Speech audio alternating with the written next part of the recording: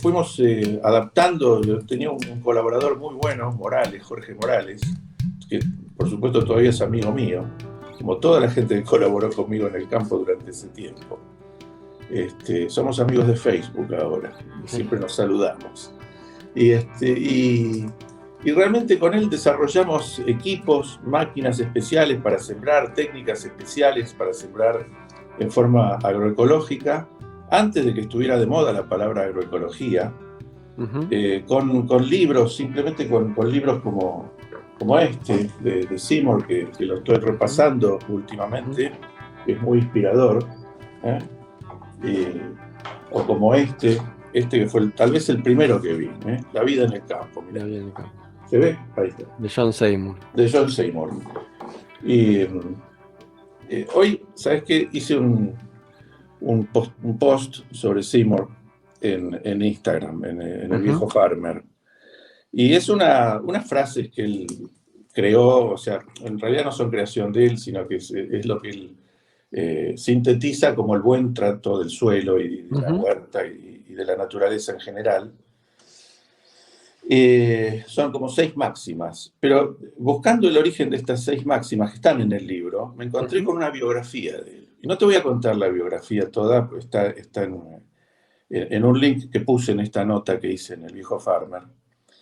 Pero es un tipo que viajó mucho, que tuvo avatares muy fuertes en la vida, o sea que le pasaron muchas cosas muy distintas, que Ujú. vio que estuvo con tribus de África de donde se nutrió. Lo mismo pasó con Howard en la India, el tipo que trajo el compost a Occidente, Sir Ujú. Albert Howard.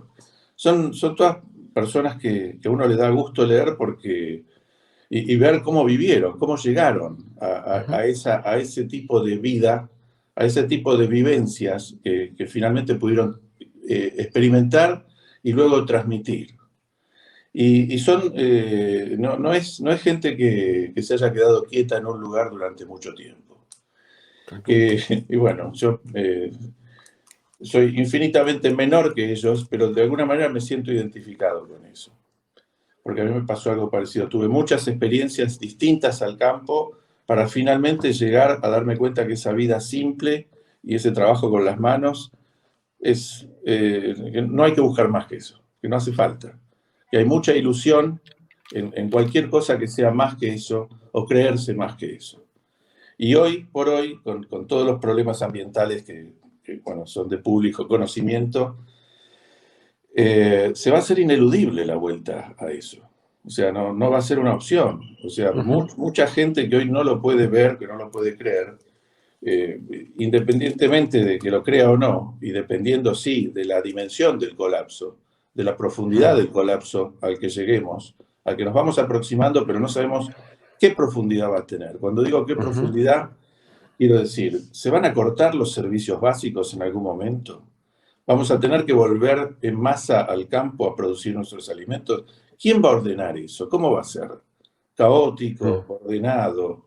¿La propiedad privada se va a respetar? O sea, hay un montón de preguntas que hoy no podemos contestar, salvo que venga algún clarividente y diga yo veo el futuro. Eso no existe. No lo Claro, hay sabemos. como una cuestión también de la percepción del tiempo respecto a este gran cambio, También, ¿no? también. Eh, Guille, eh, nos fuimos al futuro, Sí, pero volvamos un poco a tu recorrido. dale. Contame un poco cómo siguió esta experiencia de tantos años en el campo y donde también vos empezaste a escribir y a participar de publicaciones. Seguramente fuiste de los primeros que leyeron a otros, a otros, a otros practicantes de ecología y nuevas, digamos, filosofías digamos, ahora nosotros tal vez ya las o tenemos un acceso que está ahí porque, bueno, sabemos, gente como ustedes lo transmitió antes, digamos. ¿Cómo era encontrarse con esa con los discursos, ¿no? ¿Cómo era encontrarse con lo que a vos te gustaba y querías que se conozca y cómo era encontrarse con el discurso opuesto? Bueno, yo ante todo quiero ponernos como en un marco temporal, qué mal que suena esto, marco temporal, no, mejor otra cosa, en contexto. En aquel Sí. contexto no había computadoras, o sea, recién empezaban a ver las primeras, una Commodore 64, la primera versión del libro salió de ahí, de una Commodore 64. No había internet, Estamos, ah, faltaban muchísimos ah, años para que hubiera internet. hacemos la aclaración que vos publicaste un libro que se llama Agroecología. Se llama, espera que lo tengo por aquí, acá está, a ver, ya te lo muestro. Se llama Bien, Agricultura Orgánica. Mirá, agricultura todavía la orgánica. agroecología no existía, no estaba popularizada. Claro. Lo primero que entró es esto, la agricultura ¿Y de, orgánica. y de La qué año agroecología es? era una creación, era una cosa nueva en ese momento. Y creo que ni siquiera la mencionamos en este libro. Sí en el que estamos haciendo ahora, por supuesto. Eh, Bueno, pero espera, el libro no se eso. hizo solo, el libro es parte de unos... empezamos a hacer, bueno, yo empecé a experimentar, como les venía contando antes, con distintas técnicas, tanto en ganadería como en agricultura. Empecé también a plantar árboles de pecán. O sea, el campo lo que tenía que eran un poco más de 300 hectáreas, 336 hectáreas, pero estaba muy diversificado. No había ningún campo en esa zona. Todos tenían vacas, o sea, no conocían otra cosa, no hacían otra cosa, no sembraban nada. Y acá empezamos a sembrar en pequeñas áreas donde se podía, porque el campo, como les dije antes, era muy desparejo. Y yo seguía teniendo contacto con el centro, con la capital. Y ahí formamos un grupo, el primer grupo que hicimos se llamó Cenecos. Éramos cuatro personas. Y el Cenecos tenía un boletín, que todavía, el otro día me lo pidieron porque de la Facultad de Agronomía querían tener una copia de todos los boletines del Cenecos. Y ahí empecé a meter a cada quincena, porque era quincenal, una nota sobre agroecología o sobre algún cultivo, o una nota de tipo general. Y con esas notas y otras colaboraciones más y otro material que fuimos elaborando con un grupo que teníamos, fue que le dimos forma al primer libro de agricultura orgánica, posiblemente de Latinoamérica, que es este que te acabo de mostrar, pero esta ya es la edición de Planeta. Antes que esta hubo otras 2 o 3 ediciones caseras, que las hicimos Wow. nosotros, anillados, qué sé yo. Sí, sí, sí, sí. Y bueno, eso, así. El ¿Y libro está cómo, muy y cómo inspirado era en las encontrarse? enseñanzas de Mollison, de Fukuoka Ajá, y ajá. de Seymour, y en nuestras propias experiencias. ¿eh? Viste que ahora yo veo mucha gente, muchos horticultores, huerteros y huerteras, Ujú. que empiezan a hacer una huerta y te muestran el proceso. Y me parece Ajá. fantástico, me parece bárbaro porque es como que te enseñan a hacer algo que ellos tampoco saben cómo se hace, sino que lo van aprendiendo sobre la marcha y la gente va viendo y se va entusiasmando. Lo único que me preocupa, perdón por la digresión, ¿no? Lo único que No, me no. preocupa es que a veces le preguntan cosas y contestan cualquier cosa porque no saben, sino que están aprendiendo, pero por no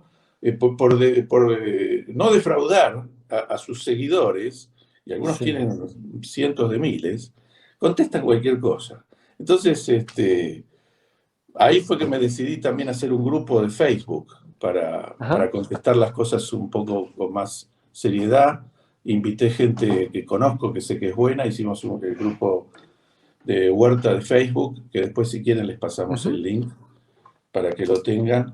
Yo sé que Facebook está un poco caído al lado de Instagram, pero bueno, Después es una lo. buena referencia. ¿eh? De una.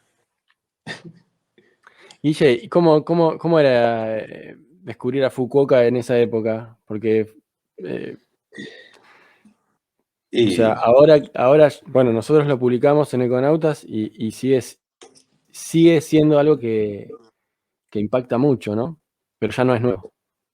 no, lo que pasa es que Fukuoka es Yo tenía un campo de producción, o sea, un campo que tenía un tamaño y que pagaba una determinada cantidad de impuestos que yo no podía hacer ahí la de Fukuoka, que es tener realmente un lugar muy reducido, un espacio muy pequeño y tener una especie de bosque de alimentos y bancarse con eso y bueno, y eso.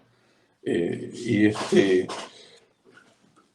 libro, sin duda que fue una revolución. Fukuoka no tiene mucha diferencia con los principios de la permacultura. O sea, lo que él hace es básicamente eso, solo que no lo llamó permacultura, sino agricultura natural, y cada uno le puso el título que quiere a algo muy parecido, a lo mismo prácticamente. Que es, ya todos lo sabemos, es trabajar en armonía con los ciclos de la naturaleza, y interpretarla, y ir a favor y no en contra. Básicamente, con ese principio tan general, abarcamos todas las agriculturas alternativas a la convencional. Y la de Fukuoka no era una agricultura que uno pudiera fácilmente escalar para comercial. La permacultura es un poquito más escalable y la agroecología es abierta a cualquier escala, cosa que tiene una parte objetable. Yo no creo que se pueda hacer agricultura a cualquier escala, y creo que la ganadería a gran escala también tiene que ser debatida. A pesar de que soy veterinario y he sido ganadero toda la vida, hoy entiendo que con la catástrofe climática que tenemos encima, si no fuera por eso probablemente no estaría diciendo esto, pero ya no podemos emitir más carbono, no podemos emitir más metano, y las hectáreas de ganadería tiene que ser revisado ese tema. Son parte del problema, y eso está perfectamente estudiado. Experiencias de transición. Hablemos de la vida fuera de la ciudad. Un podcast conducido por Nico Bievel. Nueva temporada, los miércoles en las redes de Nico Bieber y de Construir TV.